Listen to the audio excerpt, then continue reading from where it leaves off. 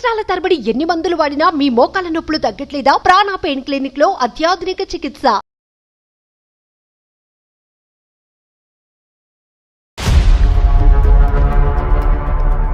నాకు 4 years బ్యాకే ఒక చెల్లి ఉండేది, చనిపోయింది. ఒక చండాలమైన ప్రశ్న అడుగుతాను, మొత్తం ఎంత సంపాదించావమ్మా దాని ద్వారా? రాఖీ కడదామని వెళ్తే నువ్వు నా ఇంట్లో అడుగు పెట్టద్దు, పెడితే కిరోసిన్ పోసుకొని చనిపోతానన్నారు. పాము కాటికి తండ్రి చనిపోయాడు, 2 సంవత్సరాలు తిరక్క ముందే తల్లి చనిపోయింది అనేటటువంటి మాట చెప్తున్నప్పుడు అమ్మ ఏమైనా కంటతడి పెట్టుకుంటాదేమో అని ఆలోచించారు. మీ చెల్లి ఇలాంటి పనులు చేస్తుంది అని చెప్పారు. సొంత నా ఫ్రెండ్సే ఏరా దగ్గరుండి నువ్వు బిజినెస్ చేపిస్తున్నావా నీ చెల్లి చేత అని అడిగారు. ఏ అమ్మాయి ఏమైనా అబ్బాయిల గురించి పరితపించేటటువంటి మనస్తత్వమా? అబ్బాయిల వెనకట్లు పడి 10 రిలేషన్షిప్ పెట్టుకునే చెల్లి గురించి నువ్వు మాట్లాడుతున్నావు? అన్నయ్య సార్ మధ్యలో ఎవరు మాట్లాడదు సార్, ప్లీజ్ సార్. నువ్వు ఫోన్ పెట్టేసినా నేను నీ ఇంటికి వస్తా. తను తప్పు చేయలేదు, నన్ను చంపేసింది అంతే. చంపే అన్నయ్య, కానీ నేను ఇలా ఉండలేకపోతున్నాను అన్నయ్య. తన కన్నీటితో నీ కాళ్ళు కడుగుతోందమ్మా. మనోజ్ నీకు పుణ్యం ఉంటుందిరా తమ్ముడు. నేను ఒకే మాట నేను చెప్తున్నాను, ఒకే మాట. నీకన్నా పెద్దదానిగా నేను ఒక అక్కగా చెప్తున్నాను, విను మనోజ్. సాధారణంగా పెద్దవాళ్ళు ఒక సామెత చెప్తారు, ఈ రోజు పోతే రేపటికి రెండో రోజు అని. మేము ఇంతకు ముందు డీల్ చేసినటువంటి కేసెస్ లాంటిది కాదు. నాకు వద్దు సార్. మనోజ్ నేను వదలను. ఎక్కడ కూడా అమ్మాయి నీ గురించి ఒక్క డిస్రెస్పెక్ట్ఫుల్ వర్డ్ చెప్పలేదు తెలుసా? అన్నయ్య నన్ను క్షమించు అన్నయ్య. మాట్లాడదు. ఇప్పుడు మీరు ఏం చేయాలనుకుంటున్నారో నాకు తెలియదు, కలపాలనుకుంటున్నారేమో నాకు తెలియదు. లేలే.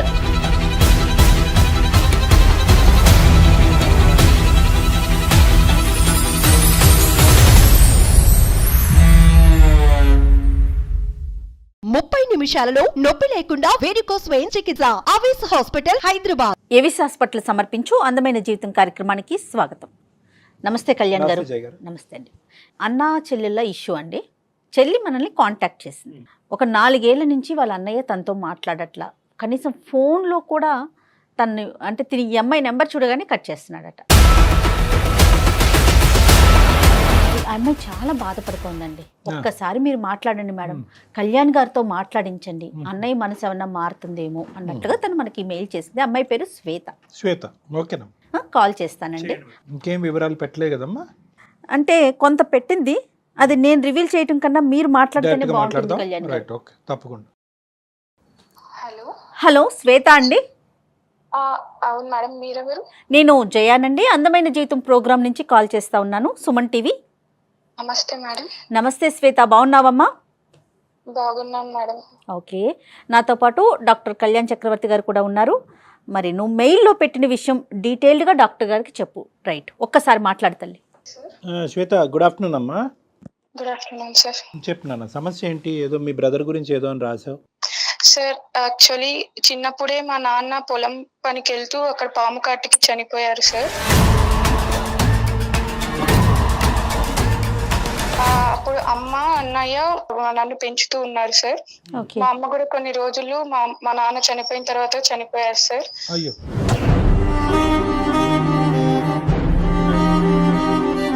మా తల్లిదండ్రులు ఇద్దరు చనిపోయిన తర్వాత మా అన్నయ్య ఎంతో కష్టపడి తన చదువుని కూడా త్యాగం చేసి నా కోసం ఎంతో కష్టపడుతూ నన్ను చదివించారు సార్. ఓకే అమ్మా. అన్నయ్య బాధ్యత. నీ వయసు ఎంత అమ్మా? అన్నయ్యకి నీకు సుమారుగా ఏ వయసు? తల్లి అమ్మ కూడా చనిపోయినప్పటికీ ఆ టైం? మా అన్నయ్యకి అప్పుడు 16 సంవత్సరాలు సార్. నీకు నాన్న? నాకు 8 సంవత్సరాలు సార్. బా, గ్రేట్ అమ్మా అన్నయ్య. మా అన్న చదువును కూడా త్యాగం చేసి ఎంతో చిన్నప్పటి నుంచి కష్టపడి పెంచారు. మరి ఫైనాన్షియల్ గా ఎట్లా తల్లి? పొలం ఏదన్నా ఉందా శ్వేత? అప్పుడు ఉన్నింది మేడం. ఇప్పుడు మా అన్నయ్య నన్ను పెంచడం కోసం బిజినెస్లు చేస్తూ ఇలా జరుగుతూ అన్ని లాస్ అయింది. ఏం చేస్తుంటాడు అన్నయ్య? అన్నయ్య చాలా అంటే వేరే వేరే పనులు, పొలం పనులు అన్ని చేసుకుంటూ ఇలా ఫ్రెండ్స్ తో కలిసి బిజినెస్ స్టార్ట్ చేశారు. కానీ నీ చదువు గురించి తను చదువు వదిలేసాడమ్మా? అవును సార్. నా చదువు కోసం నన్ను ఈ సొసైటీలో మంచిగా పెంచడం కోసం, అమ్మానాన్న లేని లోటు తీర్చడం కోసం, నా ఆనందం కోసం తన ఆనందాలన్నీ వదులుకున్నాడు సార్. నీ చదువు అయితే స్మూత్గానే కొనసాగిందమ్మా? ఇంటర్ అయిపోయి బీటెక్ సెకండ్ ఇయర్ వరకు మంచిగానే చదువుతూ వచ్చాను సార్. Okay, BTech. ఆ ఫీజులన్నీ కూడా, కాలేజ్ ఫీజులన్నీ కూడా అన్నయ్యే? మ్యామ్ ఇప్పుడు నేను మా అన్నయ్యకి చాలా దూరంగా వచ్చి బతుకుతున్నాను మ్యామ్. అంటే ఎట్లా? బ్రతకడం అర్థం కాలేదు తల్లి. చదువు అయిపోయిందా నీది? ఇప్పుడు చదువు అయిపోయి నేను మంచిగా జాబ్ చేస్తున్నాను. ఓకే. దీనికన్నా ముందు జరిగిన కొన్ని సంఘటన వల్ల నేను మా అన్నయ్యకి చాలా దూరం అయ్యాను. ఏమైందమ్మా? అంత ప్రేమగా చూసిన అన్నయ్యకి నీకు మధ్యలో అంటే ఏం జరిగింది? మా అన్నయ్యకి అప్పులు పాలవ్వడం వల్ల నేను మా అన్నయ్యకి చాలా హెల్ప్ చేయాలని ఎన్నో జాబ్స్ వెతుక్కున్నాను. ఓకే. Very okay. గుడ్. అంటే చదువుకుంటూ జాబ్స్ చేయాలనుకున్నావమ్మా? అవును సార్, చదువుకుంటూ జాబ్స్ చేయాలనుకున్నాను. రైట్. తప్పులేదు. అవన్నీ కుదరని పరిస్థితిలో నేను ఒక తప్పుడు మార్గం ఎంచుకున్నాను. అంటే ఏంటమ్మా? అది కాల్ గర్ల్ గా నేను పని చేయాలనుకున్నాను సార్.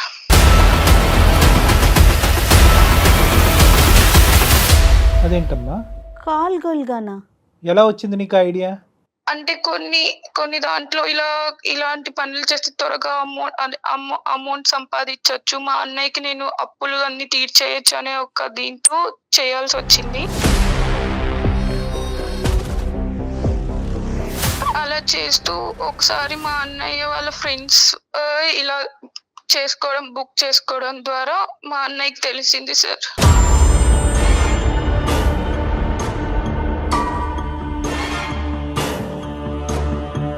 ఏంటమ్మా, మీ అన్నయ్య వాళ్ళ ఫ్రెండ్స్ నిన్ను బుక్ చేసుకున్నారా? అంటే ఏంటి, నువ్వు అంటే ఏమైనా వెబ్సైట్ లాంటిదా అది? ఏంటది? లేదు సార్, ఇలా మాకు కొంతమంది మా నెంబర్స్ ఇస్తారనమాట, ఇలా కావాలి అనుకున్న వాళ్ళకి. అలా జరిగింది.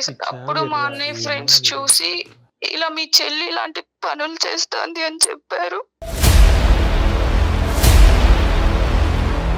ఏం మాట్లాడమంటావు తల్లి?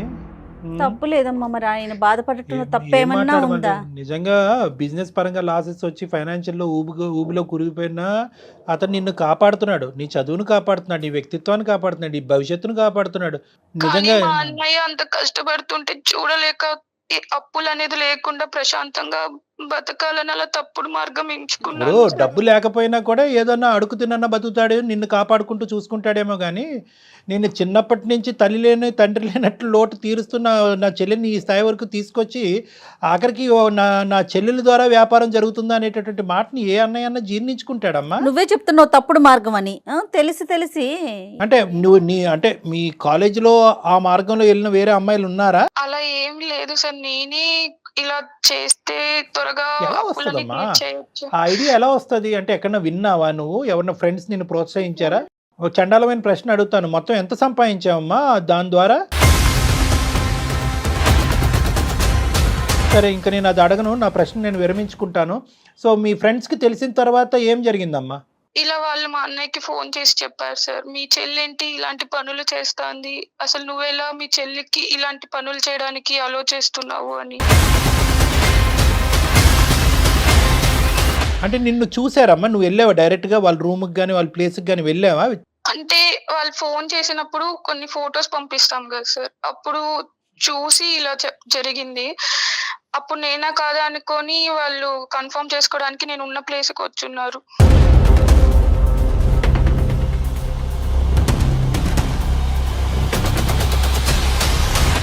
తల్లి ఏం మాట్లాడాలో అర్థం కావట్లేదు బంగారు తల్లి. ఏమమ్మా ఇదంతానే, ఇంత చండాలమా? సరే, ఇప్పుడు అన్నయ్యకి చెప్పిన తర్వాత అన్నయ్య రియాక్షన్ ఏంటమ్మా? అదే సార్, వాళ్ళ ఫ్రెండ్స్ వచ్చి నన్ను చూసి ఇలా మా అన్నయ్యకి ఫోన్ చేసి చెప్పారు, ఇవన్నీ నువ్వే చేపిస్తున్నావా లేదా మీ చెల్లె చేస్తాందా ఈ పనులు అని. అంతే. At the end of the day అతని తల్లి ఒక తండ్రి అవటంతో నింద అతని మీద పడింది చూడండి. అతని తల్లి తండ్రి మీ అన్నయ్య నింద చూసావా? అరే నువ్వు ఫైనాన్షియల్ ఊబిలో కూరుకుపోవటం వల్ల నువ్వు ఇటువంటి వ్యాపారం నడిపిస్తున్నావు అని అడిగారు. చూసావా? అంటే నిన్ను ఏ స్థాయిలో నమ్ముతున్నారో తప్పు మీ అన్నయ్య నెత్తి మీద వేశారు. అన్నయ్య వెంటనే ఫోన్ చేసి ఎక్కడున్నావు, ఏం చేస్తున్నావు అని అడిగారు సార్. కానీ నమ్ము ఉండడే మీ అన్నయ్య ఇలా ఫ్రెండ్స్ చెప్తుంటే? అదే సార్ నమ్మలేదు. కాకపోతే ఒక కన్ఫర్మేషన్ కోసం ఫోన్ చేశాను. నేను అదే టైంలో కాలేజ్ లో ఉన్నాను, ఇలా చదువుకుంటున్నాను అని చెప్పాను. అప్పుడు సడన్ గా వీడియో కాల్ చేయమంటే నేను చాలా సార్లు కట్ చేశాను సార్.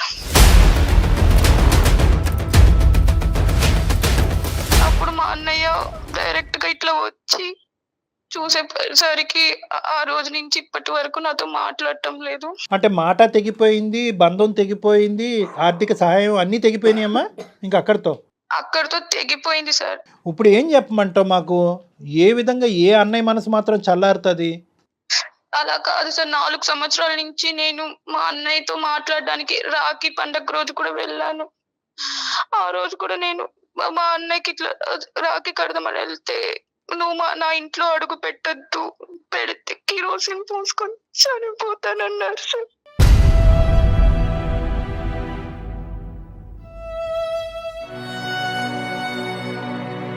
పెళ్ళయిందమ్మా అన్నయ్యకి? ఇంకా అవ్వలేదు సార్. తెలియని వయసులో చేశాను సార్. No, no. కానీ ఇప్పుడు మా అది అన్నయ్య తెలియదమ్మా, అది తెలియని వయసు కాదమ్మా. నువ్వు అదే బీటెక్ చేయాలని తెలిసింది కదా నీకు. తెలియని వయసులో నువ్వు చేసినా ఏ పని చేయకూడదో ఆ పని చేసావు కదా తల్లి. దాన్ని అలా సమర్థించుకోకు.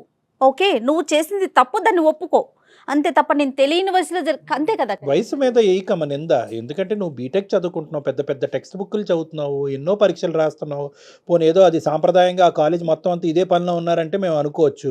కాదంట, నువ్వు ఒక్కదానివే నీకేదో సడన్గా ఒక ఐడియా వచ్చిందంట, ఈజీ మనీ కాస్ట్లీ మనీ అని అనుకున్నావు, దిగేవు.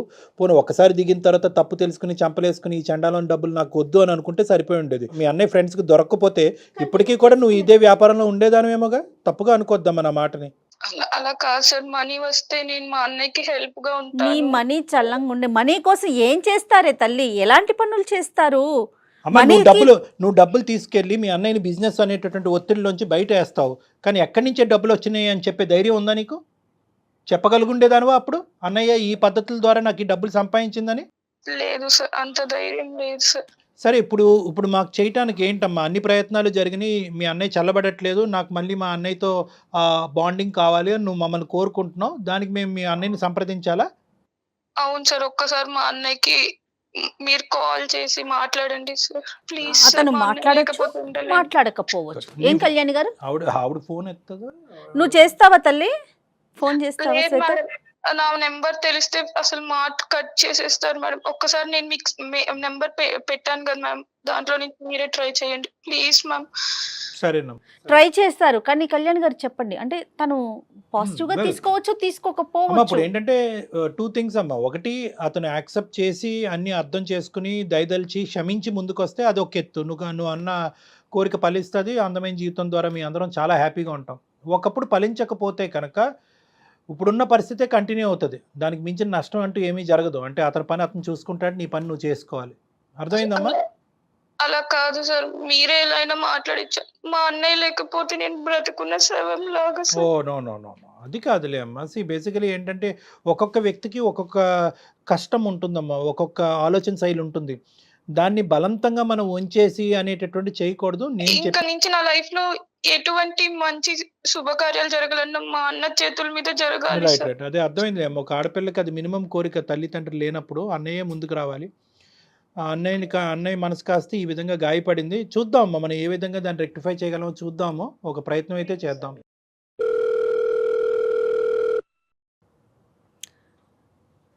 హలో హలో, మనోజ్ గారండి? అవునండి, ఎవరు? నమస్తే అండి, నా పేరు జయ. నేను అందమైన జీవితం ప్రోగ్రాం నుంచి కాల్ చేస్తున్నాను. నాతో పాటు డాక్టర్ కళ్యాణ్ చక్రవర్తి గారు కూడా ఉన్నారు. ఓకే, నమస్కారం అండి. నమస్తే అండి. మీకు తెలియకుండా, అంటే మీ పర్మిషన్ లేకుండా మిమ్మల్ని నేను కాల్లోకి తీసుకున్నానండి. మీతో పాటుగా ఇప్పుడు కాన్ఫరెన్స్లో మీ సిస్టర్ శ్వేత కూడా ఉన్నారు. తను చాలా చాలా బాధతో, నాకు చనిపోవాలనిపిస్తోంది అన్న ఒక బాధతో మాకు మెయిల్ చేసింది. సో దాంతో ప్లీజ్ ఒక్క నిమిషం. నాకు 4 years బ్యాకే ఒక చెల్లి ఉండేది, చనిపోయింది.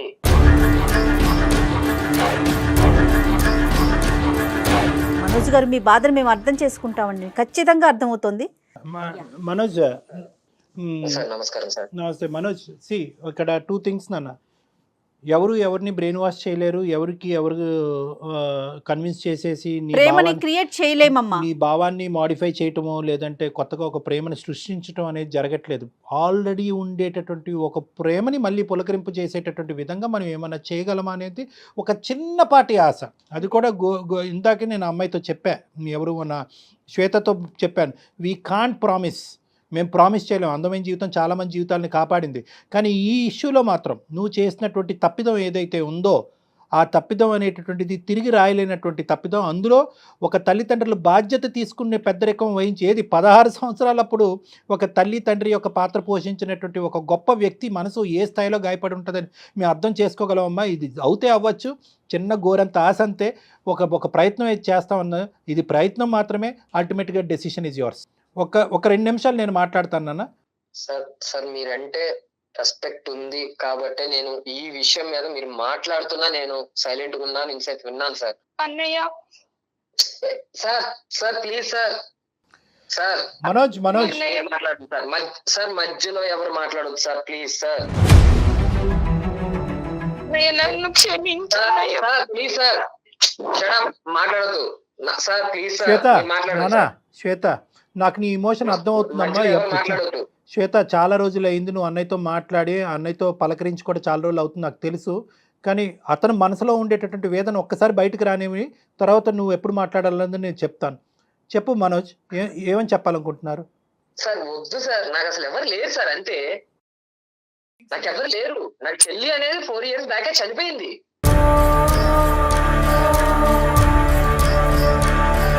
నాకు ఎవరు లేరు, నేను ఒంటరి వాడిని.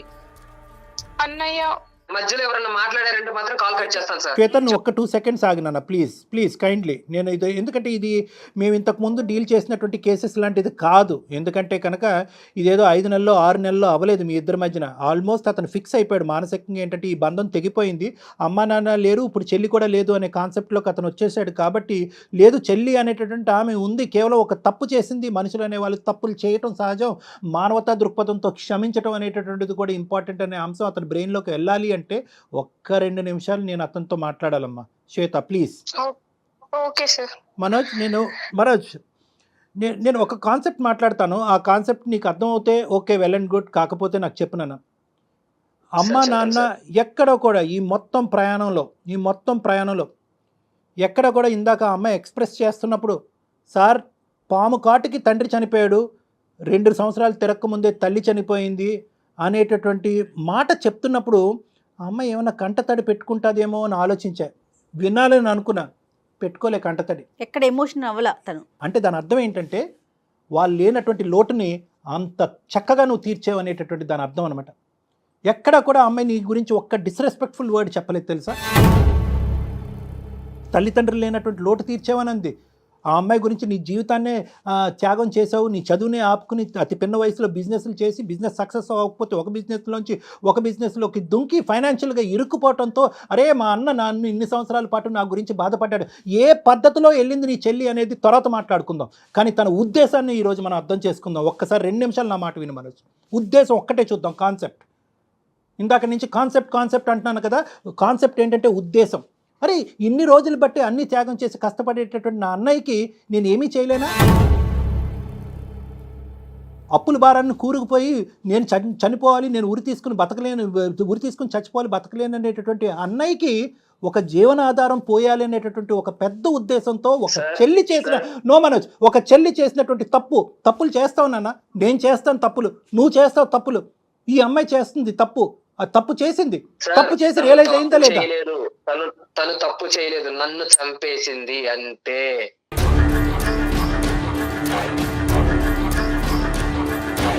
నాకు తెలుసు సార్, నా జీవితాన్ని వదిలేసుకున్నా నేను తన కోసం. తను తప్పు చేసింది కాబట్టి తన మనసులో చచ్చిపోయింది అనే మాట అంటున్నావు. దయచేసి మీ భవిష్యత్తు కోరుతూ మీ ఆలోచనని మీ జీవితాన్ని కాపాడేటటువంటి 2 పెద్దవాళ్ళు ఉన్నారు. దయచేసి ఆ పదం పదే చచ్చిపోయింది అని అనకనన్న, ఎందుకంటే ఆ అమ్మాయి నిజంగా చచ్చిపోవాలనుకుంటుంది. తను వెళ్ళినటువంటి పద్ధతి తప్పే, ఎందుకంటే మన సమాజం అది యాక్సెప్ట్ చేయదు. వేరే సమాజాలు వేరే దేశాల్లో అది కామన్ అనుకుంటారు, అది వృత్తిరీత్యా చూస్తారు దాన్ని. ఒక మనోజ్ నేను ఒక 2 నిమిషాలు మాట్లాడతాను. వాళ్ళు ఒక వృత్తిగా దీన్ని ఒక సాంప్రదాయబద్ధంగా మనం దీన్ని అంగీకరించాం, దాన్ని ఒక వృత్తిగా తీసుకునేటటువంటి దేశాలు కూడా ఉన్నాయి. సరే, ఆ దేశాల గురించి మనం ఎందుకండి, ఇక్కడ పుట్టి పెరిగిన వాళ్ళు మన కల్చర్ గురించి మనం మాట్లాడుకోవాలి అంటే కనుక, ఈరోజు ఆ అమ్మాయి అన్ని విధాలుగా ఒక ఇరుకున పడింది. కాలేజ్ ఫీజులు కట్టాలి, అన్నయ్య ఏమొచ్చి అవస్థలు పడుతున్నాడు ఆ అకాడమిక్స్ కంటిన్యూ చేయటం గురించి. బాధను చెప్పుకోవటానికి తల్లిదండ్రులు లేరు, తల్లిదండ్రులు చనిపోయారు, అన్నయ్య బాధ చూడలేకపోయింది. ఈ పద్ధతిలో నేను వెళ్తున్నానని అంటే కనుక ఏ అన్నయ్య ఒప్పుకోవడానికి తనకు తెలుసు. కానీ అప్పులు తీరుతాయి కనుక అన్నయ్యని సేవ్ చేస్తాను అనేటటువంటి ఒకే ఒక ఆలోచన, ఒకే ఒక ప్రేమ, ఒకే ఒక దృక్పథంతో నేను ఖండిస్తున్నాను అన్న. ఈ సమాజంలో పుట్టి పెరిగేటటువంటి ప్రతి మగాడు అన్నయ్య అనుకునేవాడు, ఒక తండ్రి అనుకునేవాడు, ఎవడైనా కూడా వాళ్ళ కూతురు కానీ ఒక చెల్లి కానీ ఈ తప్పు చేస్తే కనుక ప్రతి వాళ్ళు ఖండిస్తారు, ఎవరు ఖండించరు. నువ్వు చేసినటువంటిది కొత్తదనం ఏంటి, వేరే వాళ్ళు చేయనటువంటిది ఏంటి? కరెక్టే, నీ మనసు గాయపడింది, అమ్మాయి వెళ్ళిన పద్ధతి తప్పే, రియలైజ్ అయ్యిందా లేదా? ఇప్పుడు ఆ అమ్మాయి పద్ధతిగా బతుకుతుంది, అప్పుడు చేసినటువంటి పాపానికి ఈరోజు ఇప్పటికీ చంపలేసుకుంటుంది. కానీ ఇప్పటికీ కూడా ఒకే ఆశ, ఒకే ఆలోచన, ఒకే కోరికతో బతుకుతుంది. ఏ రోజైనా కానీ మా అన్నయ్య నా దగ్గరికి వచ్చి నన్ను కాపాడుతాడన్న ఉద్దేశంతో తప్ప. సార్ చెప్పారు కదా, ఒక్కసారి నా బాధ వినండి సార్. చిన్నప్పటి నుంచి పొరపాటు కూడా అమ్మా నాన్న లేరు అని కొంచెం కూడా కలిగించకుండా పెంచాలి అనే ఉద్దేశంతో నా జీవితాన్ని కూడా వదిలేసుకున్నాను నేను. అది తల్లిదండ్రులు లేకుండా ఒక ఆడపిల్లని పెంచడం ఎంత కష్టమో మాకు తెలుసమ్మా మనోజ్, మాకు తెలుసు, మేము అర్థం చేసుకుంటున్నాం దాన్ని. ఆ అమ్మాయి కూడా అర్థం చేసుకుంది. ఇప్పుడు మేడం వినండి, శ్వేత కూడా అర్థం చేసుకుంది మనోజ్.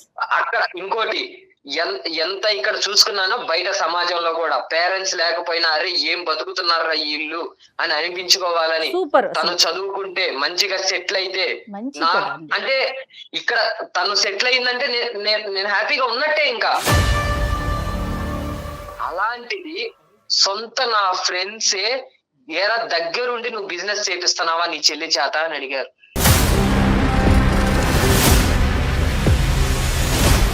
ఏం చేయాలనుకుంటున్నారో నాకు తెలియదు, కలపాలనుకుంటున్నారేమో నాకు జీవితం అలవాటు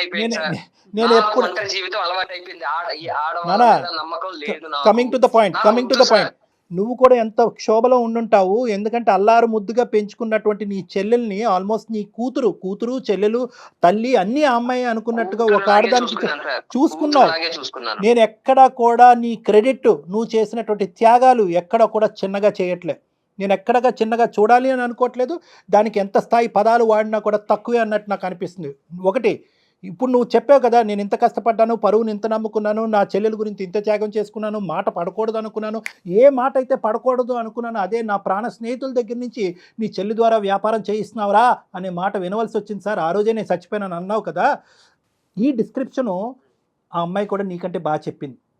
అంటే ఏంటంటే ఎక్కడా కూడా ఆ అమ్మాయి కానీ, ఈ సమాజం కానీ, మీ బంధువులు కానీ ఎవరు కూడా నువ్వు చేసినటువంటి త్యాగాన్ని తక్కువ చేసి చూడట్లేదు. కానీ అన్ని త్యాగాల కంటే పెద్ద త్యాగం ఏదైనా ఉందంటే కనుక అది క్షమాగుణం. Please correct, try and understand this. 100% Kalyan garu, ఇప్పుడు వరకు నువ్వు చేసింది ఒకెత్తు, ఇప్పుడు చేయబోయేది ఒకెత్తు. నీ మనస్సాక్షిమే చెయ్యేసి చెప్పు.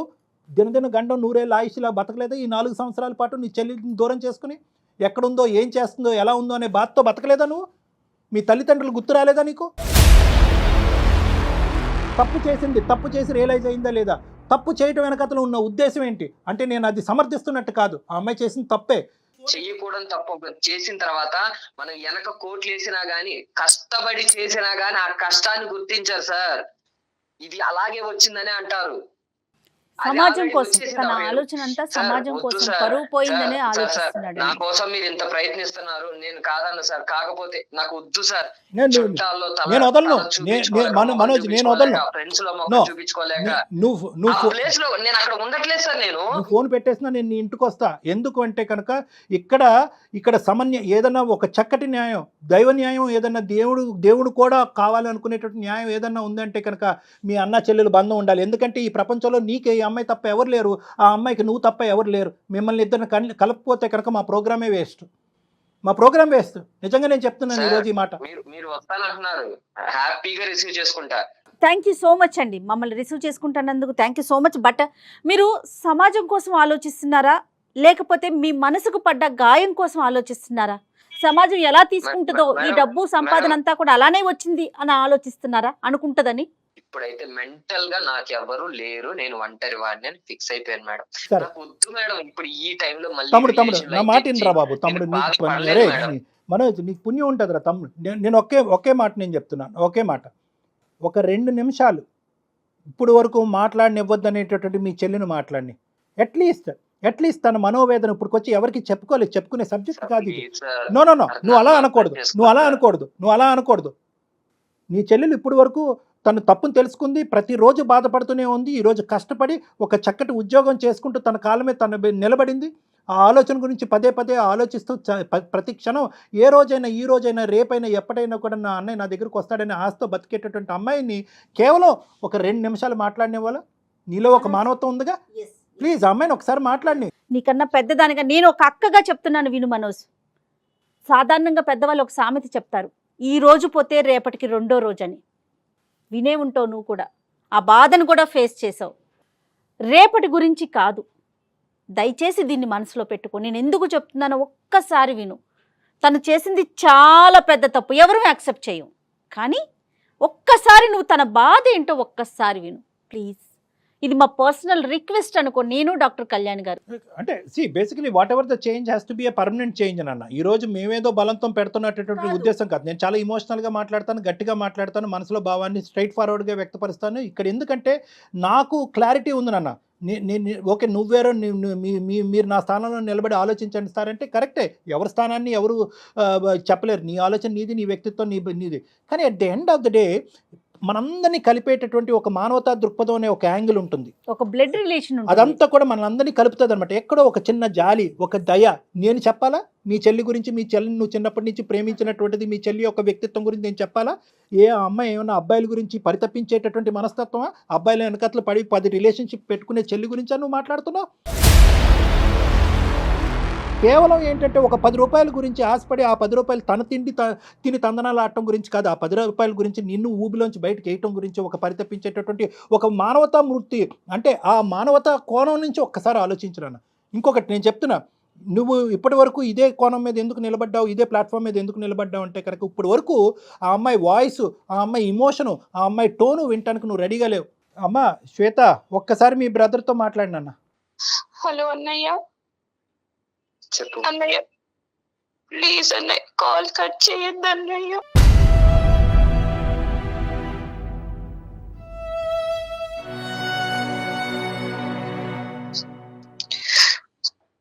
నాకు మాట్లాడడం లేదు అన్నయ్య. అలా అనొద్దు అన్నయ్య ప్లీజ్. అన్నయ్య నేను చేసింది చాలా పెద్ద పాపం. కష్టపడి చదువుకొని ఇప్పుడు నేను ఒక మంచి ఉద్యోగం చేస్తున్నాను. కాదు, నేను నిన్ను అంత బాగా చూసుకున్నాను. అసలు ఎలా చేయాలనిపించింది అసలు నీకు? నువ్వు కష్టపడు. కనీసం నేను గుర్తు రాలేదు ఆ టైంలో. అన్నయ్య నీకు సహాయం చేయడం కోసమే చేశాను. ఏంటి ఆ పాపిష్టి డబ్బుతోనా? ఆ పాపిష్టి డబ్బుని ఏం చేసుకోవాలి? తప్పైపోయింది అన్నయ్య, ఇప్పటికన్నా క్షమించు ప్లీజ్. తన కన్నీటితో నీ కాళ్ళు కడుగుతోందమ్మా. మనోజ్ ప్లీజ్ ఒక్కసారి ఆలోచించు. నువ్వు అసలు డాక్టర్ గారు అన్నట్లుగా మేమెవరో మీ ఇద్దరి మధ్యలో, అన్నా చెల్లెల మధ్యలో చెల్లి గురించి చెప్తానుకో, లేకపోతే అన్న గురించి చెప్తాకో, మేమెవరు అమ్మా? దెబ్బ తగిలితేనే తట్టుకోలేను అలా ఊహించుకొని నీ బాధ తప్పే లేదు. అసలు అన్నయ్య ప్లీజ్ అన్నయ్య, ఒక్కసారి క్షమించన్నయ్య ప్లీజ్ అన్నయ్య. అర్థం కావట్లేదు మనోజ్, అందుగురించే మనోజ్, ఇన్ని రోజులు బట్టి ఆ అమ్మాయి బాధ ఆ అమ్మాయి మనసులో ఉంది, నీ బాధ నీ మనసులో ఉంది. మీరిద్దరు ఎదురుబెదురు కూర్చుని కొంతవరకు మనసు విప్పి మాట్లాడుకుని ఉంటే కనుక ఇంకో విధంగా ఉంటుంది. సరే, నువ్వు చాలా ఎథికల్ అండ్ సెంటిమెంటల్ పర్సన్, నీకు వాల్యూ సిస్టమ్స్ ఎక్కువ ఉన్నాయి కాబట్టి నువ్వు అమ్మాయిని ఎప్పుడైతే తప్పు అనే పదం విన్నావో, ప్రత్యేకంగా నీ ప్రాణ స్నేహితుల దగ్గర విన్నావు, అక్కడి నుంచి అక్కడ కట్ చేసేసావు. నేను ఇప్పుడు ఏమని చెప్తున్నానంటే, నువ్వు ఒకే పదం అన్నావు ఇందాక, నాకు అర్థం కావట్లేదు సార్ అని చెప్పి. మీకు అర్థం కాలేనప్పుడే మాలాంటి వాళ్ళు. సో నేనేమంటున్నానంటే ఇద్దరు ఒక్క నిమిషం సార్. అన్నయ్య కావాలంటే నన్ను చంపే అన్నయ్య.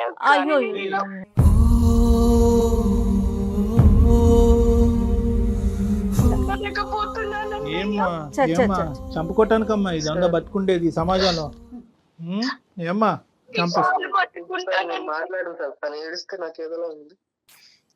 అదే ప్రేమ అంటే మా మనోజ్, ఇదే ప్రేమ. దూరం వల్ల కావటం లేదు. లేదు నాన్న నేను ఒకే మాట చెప్తున్నాను మనోజ్, నీ నీ నీ మనసులో ఇప్పటికీ కూడా ప్రేమ దాగుంది. ఈరోజు ఈ అమ్మాయి తన బాధతో మాకు ఫోన్ చేసింది, నువ్వు నీ బాధతో ఎవరికి చెప్పుకోలేకపోయావు. ఇప్పటికైనా కూడా మీ ఇద్దరిలో ఒక ఆలోచన వచ్చింది అని నాకు అనిపిస్తుంది. ఒకరినొకరు క్షమించుకుంటూ ముందుకెళ్ళాలి. ఎందుకంటే ఆ అమ్మాయి ఏమంటుందంటే గతం ఏదైతే పోయిందో అది పోయింది సార్. నేను చేసినటువంటి పాపానికి, నేను చేసినటువంటి పాడు పనికి నేను శిక్ష అనుభవించాను. ఇక ముందైనా కూడా నేను బ్రతుకుండాలంటే నా జీవితంలో ఒక ఆడపిల్లగా కొన్ని కార్యక్రమాలు ఉన్నాయి. ఆ కార్యక్రమాలు పెద్ద దిక్కు మా అన్నయ్య ముందుకొచ్చి చేయాలని చెప్పి ఒక చిన్న కోరిక. కార్యక్రమాల కన్నా కూడా కళ్యాణ్ గారు ముందు తల్లి తండ్రి తానే కదా. At the end of the day concept ఏంటి? ఇద్దరి మధ్యన ప్రేమ ఉంది, ఒకరికొకరు త్యాగం చేసుకున్నారు అనేటటువంటి ఆలోచన. ఎటొచ్చి తను వెళ్ళిన పద్ధతి తప్పు, నువ్వు వెళ్ళినటువంటి పద్ధతి కరెక్ట్. తన తప్పు తనకు తెలుసుకుంది కాబట్టి ఈ బాధను ఇక్కడితో ఆపేద్దాం, మనం ఈ గొడవను ఇక్కడితో ఆపేద్దాం.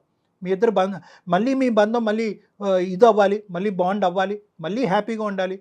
నీ చేతుల మీదుగా మీ చెల్లి యొక్క పెళ్లి జరగాలి. తన భవిష్యత్తు అంతా కూడా నీ చేతుల మీద నిలబడాలి. నీకు ఒక జీవితం ఏర్పడాలి, తనకు ఒక జీవితం ఏర్పడాలమ్మా. ఓకేనా మనోజ్? ఒకసారి కలవండి. నాకు ఇంకా మీ ఆలోచనలో చిన్న సందేహం ఉంది, కానీ మీరు సైలెంట్ అయ్యారు అంటే కనుక మీరు ఆలోచిస్తున్నారు అనేది నాకు ఒక నమ్మకం వచ్చింది. ఓకేనా మనోజ్? కలుస్తాను సార్. రండి శ్వేత, నువ్వు కూడా రామ్మా. నేను చెప్తాను, డేట్ అండ్ టైం చెప్తారు జయ గారు, అప్పుడు వచ్చి కలవండి. సార్ ప్లీజ్ సార్, మీ ముందరే క్షమించాలని చెప్పమనండి సార్. అదంతా ఇమీడియట్ గా ఆగమ్మా, కొంత టైం తీసుకొని. అట్లీస్ట్ ఇప్పుడు వరకు నువ్వు మాట్లాడటానికి కూడా అవకాశం ఇవ్వనటువంటి ఒక వ్యక్తి ఈ రోజు ఆలోచిస్తున్నాడు మాట్లాడకుండా. నా దగ్గరకు రండి, మీ ఇద్దరుని మనం మాట్లాడుకుందాం. ఏం తల్లి? తప్పకుండా వస్తాను sir. Thank you sir. Thank you madam. Thank you మా, థ్యాంక్ యూ. అంటే బంధానికి అట్లా ఎవరైనా సరే లొంగిపోవాల్సిందేనేమో కదా కళ్యాణ్? అంతే మేడం, అది లోపల ఉంది. రిలేషన్స్ కి బయట ఉన్న ఇమోషన్ మనం క్యాలిక్యులేట్ చేసుకుంటూ పోతే కష్టం మేడం. ఎందుకంటే ఎంత త్యాగం చేస్తే ఆ అబ్బాయి అంత ప్రేమగా చూసుకున్నాడు. సో లోపల ఎక్కడో ఉంది. దాన్ని ఏంటంటే ఆ అవమానంతో కప్పేశారన్నమాట. అవమానంతో ప్రత్యేకంగా వాళ్ళ ఫ్రెండ్స్ దగ్గర నుంచి వచ్చింది చూడండి, ఆ ఫ్రెండ్స్ ఎదురుకుంటే తలెత్తుకోలేకుండా పరిస్థితి. ఆ అవమానం, అతను ఏంటంటే పరువుకి ఇంపార్టెన్స్ ఇచ్చే ఒక వ్యక్తిత్వం. అవే రిలేషన్స్. సూపర్ అండి. Thank you so much. నమస్తే. 30 నిమిషాలలో నొప్పి లేకుండా వేడికోస్ వెయిన్ చికిత్స ఆవేశ హాస్పిటల్ హైదరాబాద్.